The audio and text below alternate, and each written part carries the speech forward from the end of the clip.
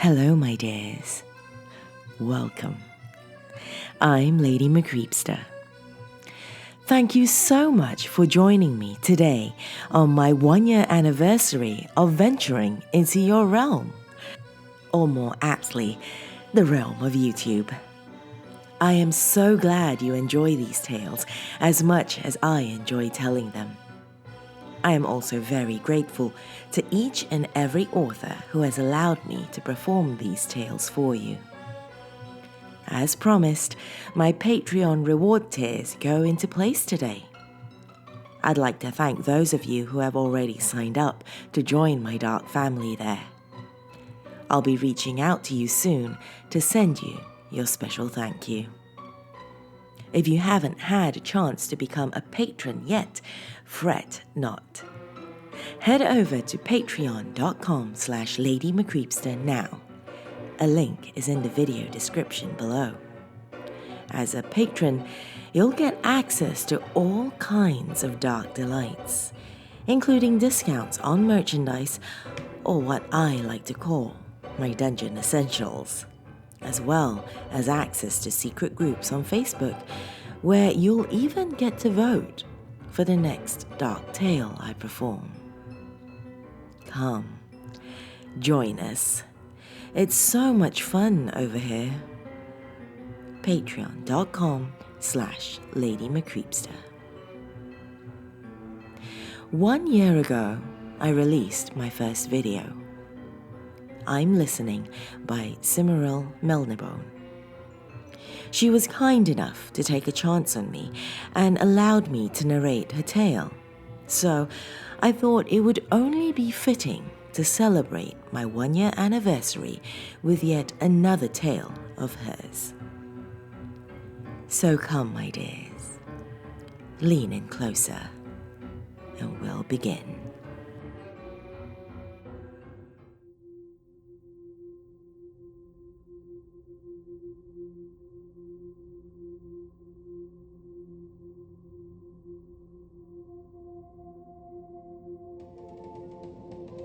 Challenor Close is not a place many people visit. A dead end, lost amongst a tangle of narrow roads in the high hills beside the river, it is easily overlooked and leads nowhere. Those hills and the gardens of the few houses perched on them are all lush with verdant overgrowth. It is as though the soil is particularly fertile here, and the residents of those turn-of-the-century homes of brick and pine can never quite keep up with the hungry demands of nature. I first chanced upon the area as a teenager, obsessed with rollerblading. My quest for speed took me up to the ends of the highest roads, where I could race down the steep and twisting footpaths like a redhead streak of lightning. And I still remember first discovering the house at the end of the close, its bounds marked by crumbling red brick walls, draped with moss which wept dark liquid onto the road. Beyond the walls and gigantic trees, I glimpsed a spire and the dome of a huge conservatory, the bronze arc of its struts dull with a creeping patina of green, its glass fustied with mildew. A house like that holds a sort of otherworldly enchantment, as though it is slightly out of time with the rest of the world. And that first time I peered at it, I felt observed. But I was a very sensible, practical child, and in those days my only real concern with the house at the end of Challenor Close was that it meant I had reached the apex of my skating route. It's strange remembering that girl, so naturally bold and unafraid, so free. The thought of her barreling down that steep maze of roads with only reflexes, wits, and knee pads to protect her still makes my throat tighten. Because my fearlessness was finally rewarded with what my parents had always feared the most. As I emerged from the shadow of one street and tore across an intersection, a car hit me, I have no memory of the accident at all, just what I was told.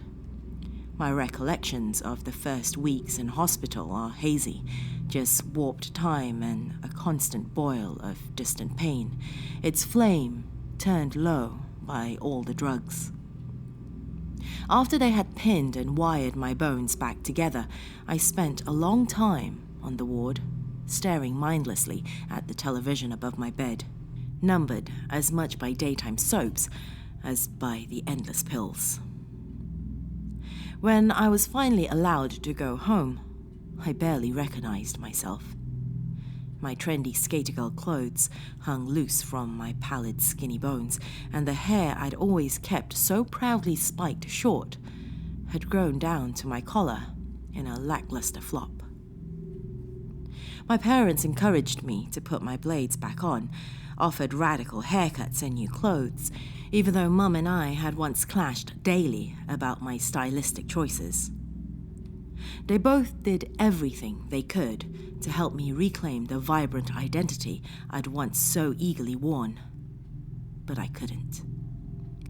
That fearless, free girl was gone, replaced by someone drained of her color and her confidence. This new creature was smaller, weaker, and terribly afraid of the dangers of the world she had to learn to navigate. And she was even more afraid of the power of the strong, careless people who lived in it. Although my parents and teachers continued to encourage me back into sports and physical activities, the lingering pain of my injuries and the listless cobwebs left by the grey hospital limbo held me back. I wallowed and I fretted. I played up the aches in my recently knitted bones, and I worried at my scars with my nails, inflaming them until the pain was fiery and real. I felt like everything had fallen to pieces, and that it was all my own doing. In my head, I'd deserved this somehow. I had taken a wrong turn and ruined any chance I had of a normal life, and it didn't help that everyone around me couldn't see that it was my fault, that they were so kind and sympathetic. I was a story to them, and there is no more tragic story than the one about the popular athletic girl who is involved in a dreadful accident and can never swing a softball bat again, at least not without her wrists clicking audibly and painfully. And I saw their eyes, averted but still so proud of their own pity and kindness, when it became obvious that I couldn't run to first base without stumbling as my bad leg gave out under me. If I said I hated the physical therapy, I'd be lying. When that vital part of me had died in the accident, had emptied that wellspring of passion and ambition, it took with it my ability to feel reckless, powerful emotions like anger and hate. So I tolerated the endless hours of physio that felt like the punishment I deserved. But I couldn't even use that pain for good. I had no feelings to use. I just put in the effort that was required of me. My father, who had doted on his sporty little girl, coped even less well than I did. Probably because he still had feelings. Within 2 years, the stress of it all, the stress that was me, had fractured my parents' marriage beyond repair. Dad moved out of our house at the bottom of the hills and into an apartment in the city with his new girlfriend. On my 16th birthday, my mother said she had a surprise for me. She drove us through the warren of the streets and past the scene of my accident. She didn't stop there, but carried on up through the hills, all the way up to the end of Challoner Close. I had no idea how to feel when she parked on the familiar lichen-blotched road in front of the last house with its vigilant spire and red brick walls. The tall wooden gate was unlatched. A short brick tunnel led us into a veritable explosion of plant life, redolent with sharp, earthy scents. A bronze-bound door sat at the end of the wild walkway, sporting a massive brass knocker shaped like an unopened pine cone. My mother knocked 3 times, then waited. I stood by her, feeling even smaller than usual, still not knowing why we were here and what it had to do with my birthday. When the door eventually swung open, it revealed a small foyer filled with coats, boots, umbrellas, and potted plants. Amongst the clutter stood a tall, silver-haired woman with eyes the color of cinnamon. "Come in," she bid us, those eyes capturing mine even as I tried to look away. Her voice was resonant, almost as deep as a man's, but pleasant and warm in my ears. Through the foyer, we entered a kitchen-cum-solar, crammed to the roof with more planters and pots, each container spilling fronds and flowers, choked with an array of exotic flora. "I've just finished preparing it," she told my mother, as she moved about the claustrophobic kitchen, the space heavy with the scent of herbs and bright with hung copper implements. Her deft hands poured the contents of a pan into a steaming kettle, then decanted the liquid from the kettle into a pretty china cup, which the woman pressed into my grasp. "Drink," she instructed, the smoky timbre of her voice and the spark of her touch firing strange and unnameable feelings in the pit of my stomach. My mother nodded to me, and I raised the cup to my lips. I smelled the spices from places so distant they had yet to be catalogued by modern botanists. It was sweet and thick on my tongue, the potion the woman gave to me. It spread through me like an alien emotion, filling my belly with tingling heat and my head with a sense of unnatural euphoria. "Happy birthday," my mother said, her voice edged with a strange melancholy. The power of my mysterious birthday gift became apparent all too quickly. The most livid lumpy scars smoothed and faded almost overnight. My constant aches eased away, and the weakness that plagued my left side was all but gone, replaced with new muscle tone and increased vigor.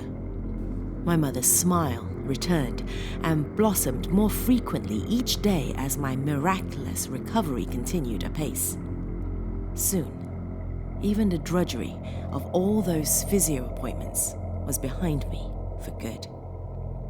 But although the components of the potion fed to me by the cinnamon-eyed woman worked their magic on my body, nothing was enough to heal the wounds in my psyche.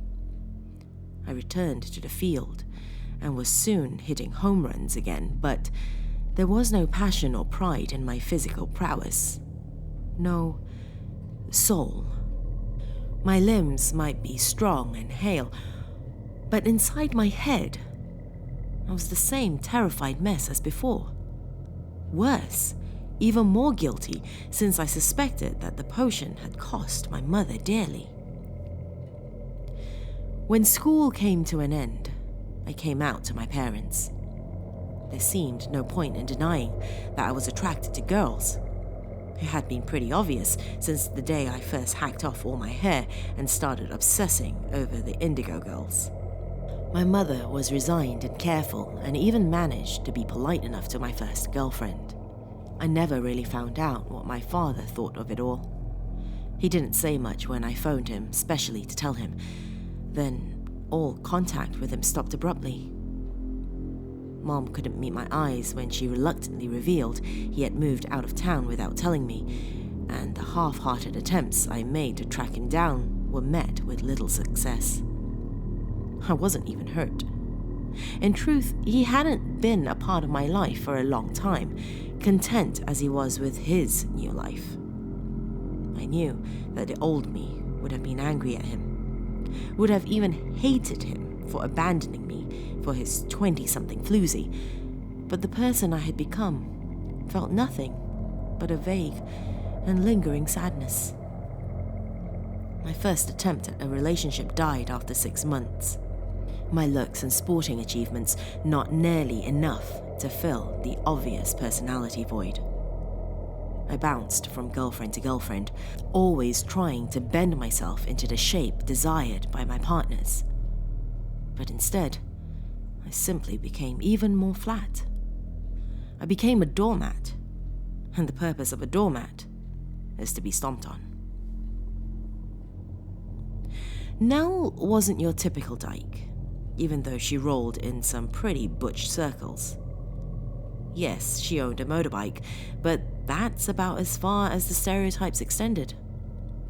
People often assumed we were sisters, being a little too similar in size and build. But where I was docile and compliant, she was loud, controlling, and often obnoxious. I wanted to have feelings so badly that I still thought I loved her. Almost all of the conventional literature on abusers centers around men as the perpetrators, and I think that's how Nell got away with so much of what she did, and another reason why I went along with it. It wasn't happening because it couldn't be. I hand-waved the isolation away, telling myself that it didn't matter if she hated me having female friends because I was a hermit and a homebody anyway. The insults and the persistent overtures for sex, even when it was the last thing I felt like, were forgivable, understandable. She'd had a hard life. She was a broken person too, just in a different way. The first trip to the emergency room was written off as an accident, even though my story was not particularly convincing. But after 2 more visits in as many months, one of the doctors began asking subtle questions about how healthy my relationship was. But I still couldn't see it. I still couldn't bring myself to believe that I was one of those women. Nell cheated on me, twice. At least twice that I found out about. Forgiving her was easy. There was no anger in me, and it made things so much more comfortable to just forget it and move on. While I couldn't pretend it hadn't happened, I could pretend, and even believe, that it didn't really matter. After all, Nell had come back to me, rather than running off with those other women. And she'd probably only done it because there was so much I couldn't be for her. My delusional naivety was inevitably rewarded in the end. Nell did leave me for one of those women, but not before she beat 6 shades of shit out of me just for the hell of it. And because she knew I'd never report her, and that I would eventually forgive her, just as I'd done every other time. The ward hadn't changed all that much since my long stay as a teenager. At least, there was a better selection of TV shows this time around to fill up the empty days around awkward visits from my mother and vicious 3 a.m. phone calls from Nell. After listening to a particularly barbed string of drunken profanity on my answer phone, I finally changed my number. Mum asked why I didn't seem to hate Nell.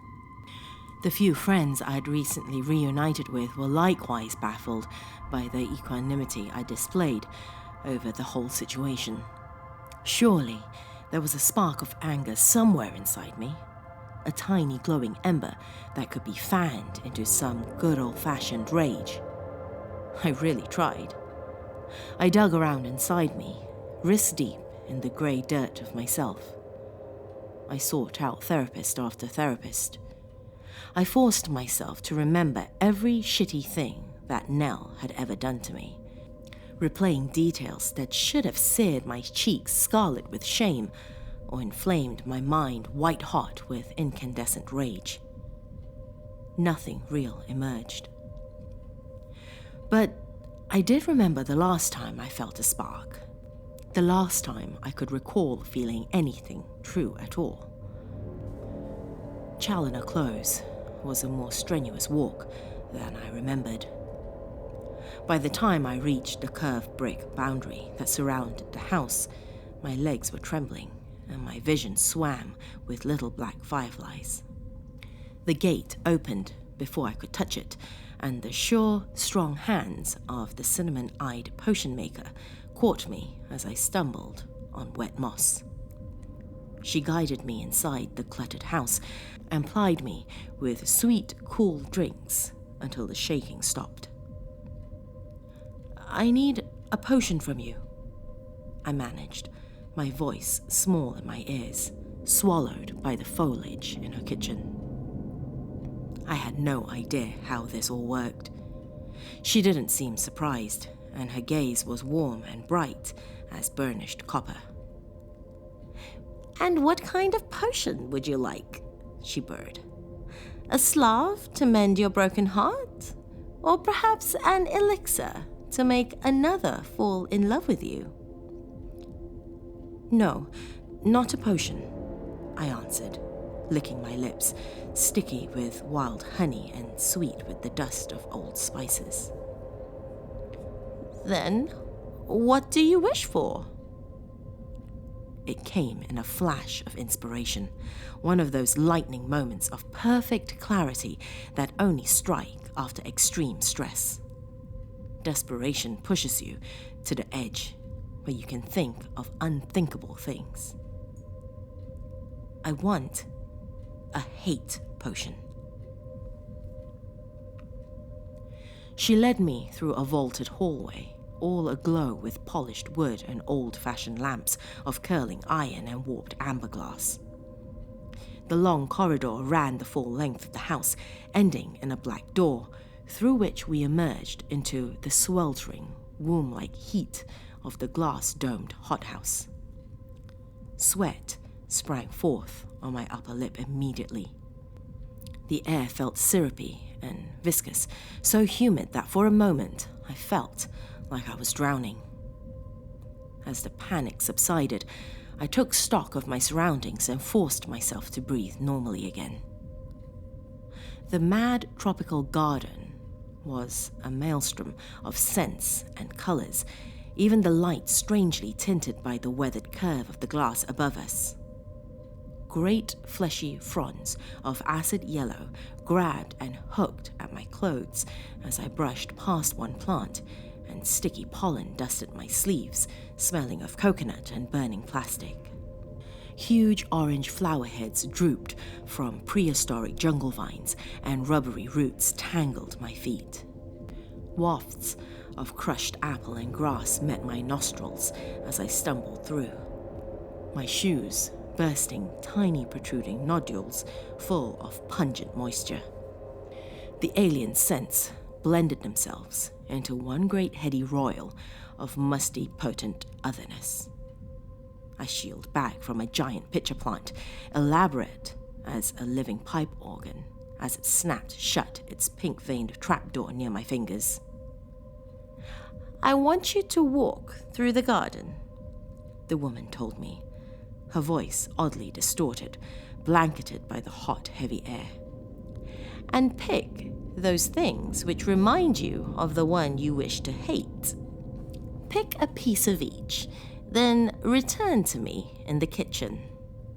She handed me a woven basket, then left me to tend some other part of a strange domain.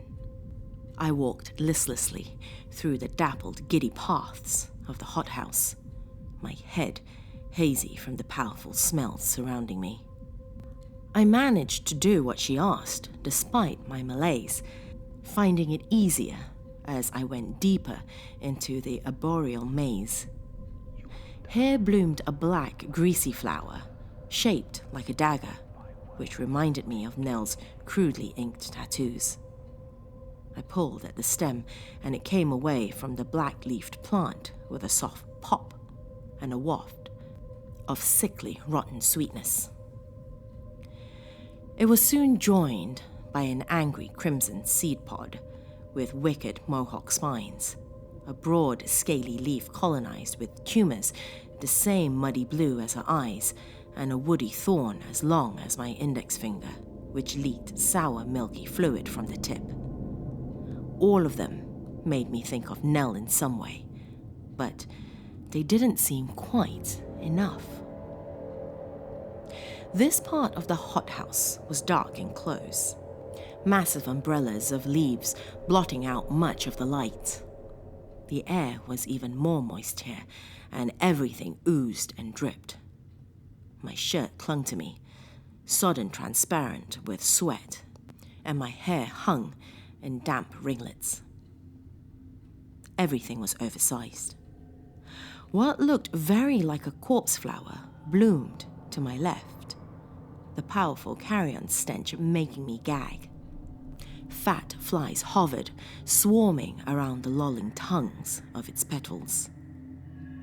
More huge plants loomed ahead in the murky green twilight, and the hairs on my arms and neck started to rise as I recognized the shapes of countless moors gaping wide in the gloom. Venus flytraps. But these were not the coin-sized mouths striped with jolly watermelon colors I recalled from my childhood. These were massive and angry, each hinged plate the size of a grown man. The spiky green teeth were anything but cute and cartoon comical. They were terrifying and sharp. All were open bar one, and each fringe of glossy green swords was drawn and ready, eager to impale anyone stupid enough to touch those soft, sweet-smelling tongues. But oh, how they reminded me of Nell. They were the perfect symbol. I'd fallen into her abusive trap and couldn't get free, even though she was devouring me alive. Without further thought, I grabbed one of those vicious teeth with both hands and snapped it off, yanking it clear of the closing jaws with a frenzied heave. My ingredients complete, I fled down the foetid, slippery paths and back to the blissful cool of the house. My hands dribbled a trail of bright blood all the way down the wooden floor of the hallway. I dozed on a pillow-drowned couch, exhausted from my ordeal as the woman brewed my potion.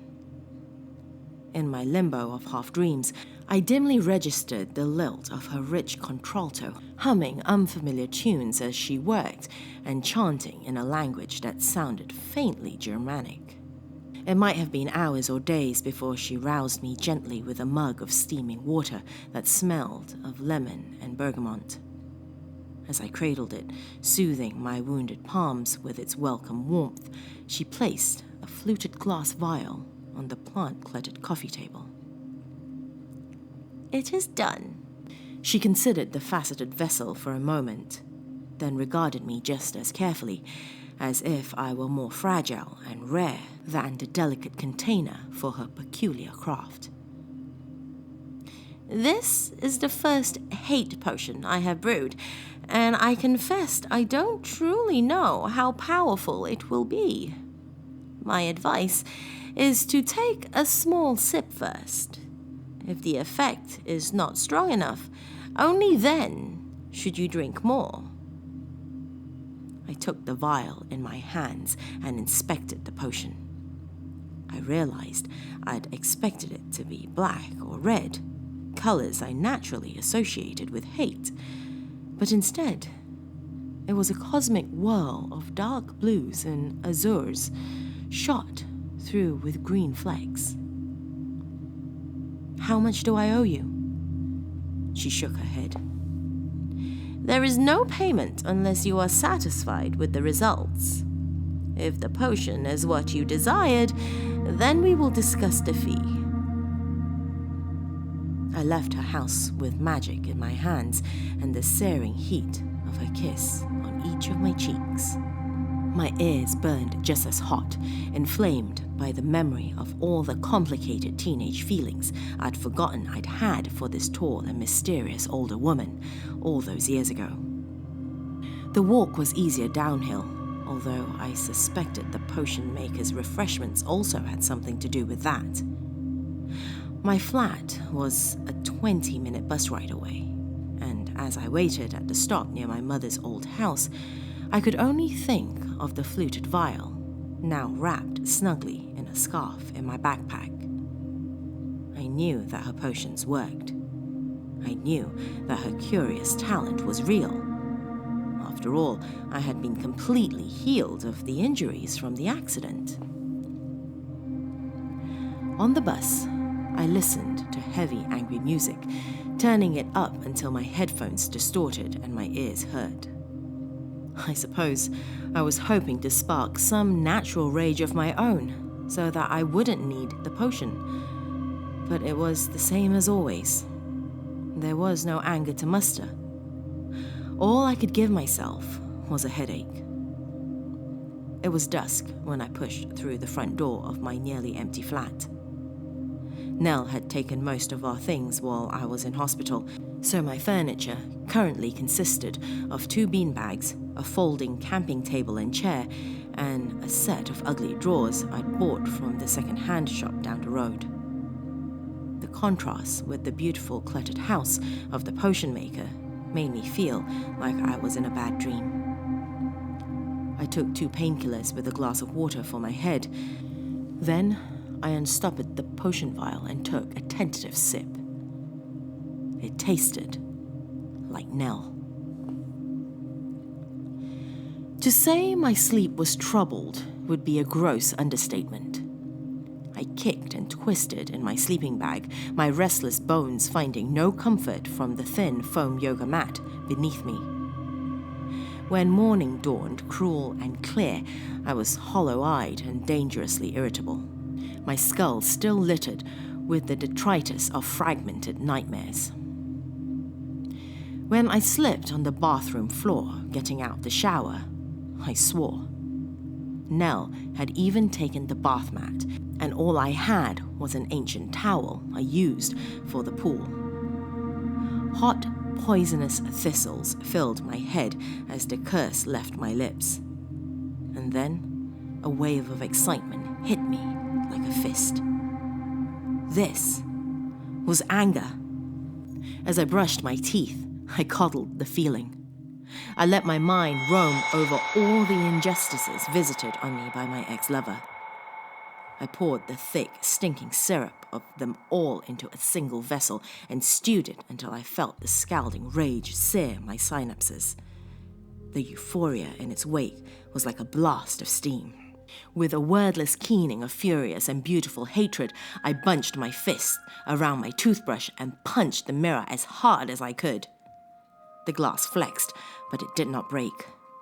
Screaming again, I balled both fists into knots and battered and hammered at my reflection until my knuckles wept red and shards of glass filled the sink. My laughter was giddy and delirious, a sound like nothing I'd heard from my own lips ever before. I spun like a child in the small bathroom, barely noticing the splinters embedding themselves in my feet.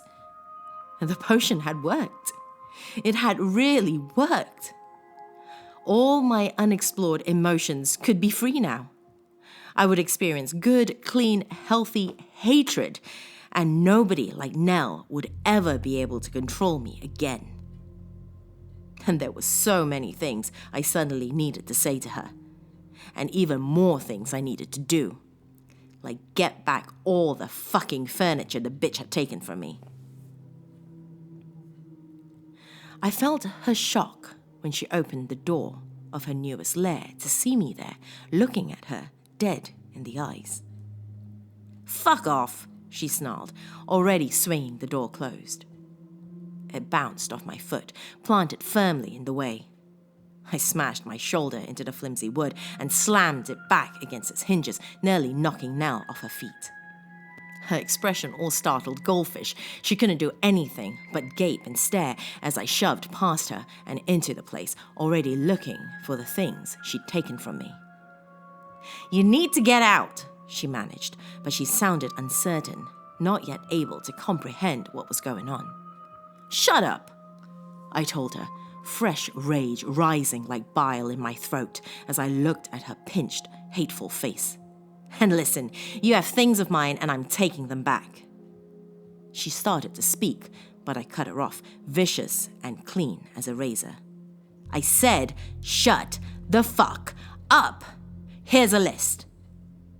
I shoved a sheet of paper into her chest. all of the stuff I want taken back to my flat. If it's not there by Friday, I'm going to take you to court and you'll pay for new furniture."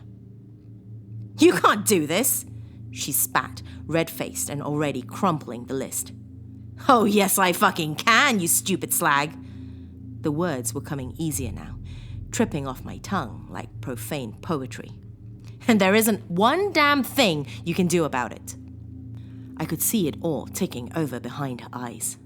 Part of her was reeling in shock at her doormat growing a spine, but another, shrewder part of her nasty little mind had unsheathed its well-honed tools and was looking for a way to turn this to her advantage.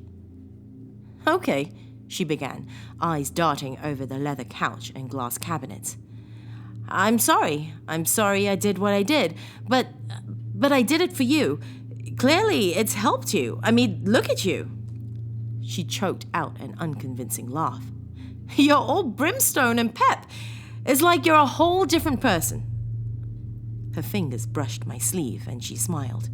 She probably intended it to be coy, but all I saw was a hyena. "You know, it's kind of hot." Maybe I'd been planning on it all along. I'm still not certain, but I didn't wear my Doc Martens much. They gave me blisters. My foot connected with her pubic bone before I knew what I was doing. As she collapsed sideways onto my couch, winded and clutching herself, I walked past her and to the door. "Friday," I reminded her, the steel in my voice scaring me slightly. I didn't stop shaking for the next 15 minutes. But God, I felt wonderfully, deliriously alive. I hadn't felt this real since before the accident. I awoke on Friday morning to sirens and shouting. I'd borrowed a camp bed from Mum's place and rolled out of it awkwardly, yanking the curtains open. On the sparse patch of grass in front of my flat, Nell had piled up every single thing I had demanded, and then set them all on fire. It was such a perfectly Nell thing to do that I applauded grimly, standing barefoot on the smoldering lawn in my sunflower print t-shirt and silk boxers. The blaze was quickly doused, but what the flames hadn't ruined, the water finished off. A policewoman in an orange vest took my statement as her partner roped off the sodden, blackened wreckage, and I took great delight in informing them that my evil ex had done this deliberately. "Don't worry," the policewoman told me. "We'll sort this out." She put away her little notebook and tucked a pen into the pocket of her vest. "Have you got someone to help you clean up this mess?" I shook my head. "No, but never mind. I can deal with it." The resounding, consuming hatred from the day before had subsided, only its echo remaining. I felt hollow, thin. The potion stood on the breakfast bar, pretty in the morning sun, and the stopper came out all too easily. As the taste of Nell slipped down my throat, I was drowned by an instant wave of nauseating pure hate for her, which resolved into a ball of acid that filled my gut to bursting. Getting the burned furniture onto the trailer was easy, with all that potent rage firing in my muscles. Breaking into Nell's place proved a little harder. She'd fixed the door, and it took me 5 good tries to kick it in. Once I was inside, it was easy again. I trundled barrow after barrow of the black detritus into her lounge, making sure I left filthy, sooty trails all through the house. My final act of petty, hateful revenge was saved for the bedroom. I squatted over her unmade bed and emptied my bladder, wiping myself with her pillowcase. "You might have been doing this longer than me," I whispered to myself, "but I've got nearly a whole bottle of pure hatred to use up on you still." The sound of the brick shattering the glass pane in my front door was sudden and huge. My heart leaped in my chest, watching Nell's arm intrude through the hole she'd made, her hand feeling around blind for the new lock to let herself in. She was furious. She was beyond furious. She'd always been the proud owner of powerful resting bitch face. Even completely relaxed, she was intimidating enough. But seeing her truly angry enough to kill, my stomach flipped with queasy fear. I scrambled sideways out of the beanbag and stumbled towards the kitchen. "Who the fuck do you think you are?" she screamed, punctuating every word with staccato stabbing gestures. "I don't know where you found the fucking balls to do it, but by the time I'm done with you, you'll never be able to take a piss again." There was a knife in the kitchen drawer, but Nell would know that. She'd always been able to read me like a book. She'd see me going for it and stop me before I could get it. I dredged deep for the rage and hate that filled me earlier, but there was only the shallowest pool inside me now. Barely enough to wet my toes. On the breakfast bar, so close was the bottle, still mostly full. Flecks of green winked under the fluorescent kitchen lights, deep as the shadows of an ancient forest. "Feel like a drink?" I asked Nell as she stalked towards me. "It's good stuff. Puts hairs on your chest." Thrown off balance by my tone, she paused for just a moment, quizzical, as I grabbed the vial and thumbed out the stopper. In that pregnant pause, I drank it all down, heedless of the consequences. I remembered Nell's face, twisted with fury, coming toward me. And then, the flames claimed me. No longer orange-red or even white-hot, this blaze was impossible. A luminous blue that incinerated all reason, a nova of the purest hatred, igniting nuclear fire in the core of my very being.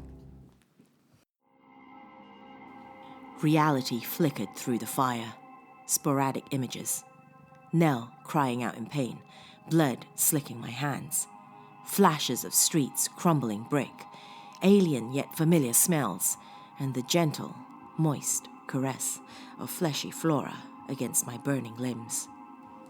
Then, the angry, hungry mouths of the enormous Venus traps gaped before me. Their fringed jowls quivered and rippled as I forced Nell's head in amongst the soft sensor filaments, fine as cat whiskers. They closed more slowly than I thought they would, but not so slowly enough for her to escape, not in her state. The glossy green daggers slid slickly through her hands and calves, and the red flesh of those pillowy mouths molded around her, already weeping something both corrosive and sweet.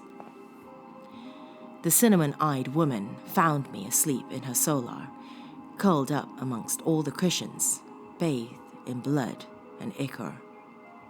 She did not scold me, nor did she kick me out of her home. Instead, she made me a pot of sweet tea, which instantly eased the towering hate hangover that still pounded in my head. "It worked," I said, knowing she would know I meant the potion. "Yes, and thank you for your payment," she replied, her eyes soft as brown sugar, her cheeks dimpled as fruit. "My Venus child is ever so grateful." My stomach churned tea. The events of the previous night flashed through my skull, the horrific and impossible thing that I had done. "Shush now," she said, placing a warm finger on my lips. "What's done is done, and if anyone deserved such a fate, it was she." Her touch banished my terror and guilt like a Slav on a burn. I hadn't realized how empty I felt until she continued. "Now, if you're up for it, I thought we might get a little brunch." The potion is easy enough to make, and I have rows of pretty glass bottles on the shelf. Nell is still here, pressed between the corrosive folds of the plant's fleshy maw. Her skin is slowly sloughing off, and her nutrients are mostly sucked away. But she is still very much alive. It seems it is hideously painful to be awake and aware as such a plant consumes you. But as I sip my potion and listen to her whimpers, I bask reverently in the sound and in the hatred that suffuses me. The waves of pleasure it gives me are nearly orgasmic, and I feel so real, so full. My new mistress tells me that there is another potion that we can brew. It will slow the process, prolonging her life nearly indefinitely. Even as her bones dissolve, she will know exactly what's happening to her. I wonder if it will taste like me.